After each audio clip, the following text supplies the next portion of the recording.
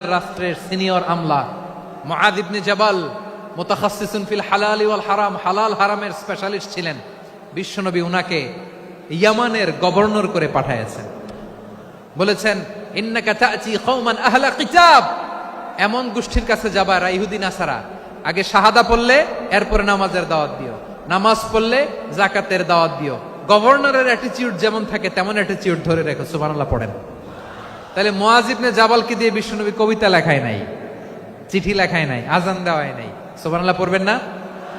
সব শেষ সাহাবী বলি আবু হুরায়রা রাদিয়াল্লাহু তাআলা আনহু, নাম শুনছেন? বিড়ালের বাবা।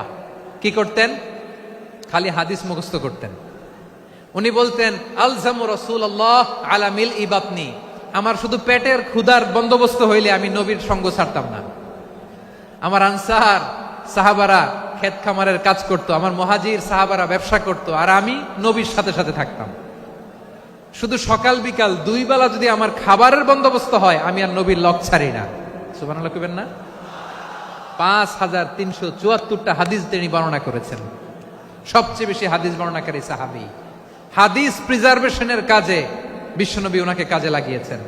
উনি একদিন বলেন, ইয়া রাসূলুল্লাহ আসমাউ মিনকা কাসীরান ফালা আহফাজু, নবী অনেক কথা শুনি আমার মনে থাকে না। বিষ্ণু বললেন, তাই? উবসুত রিদাক,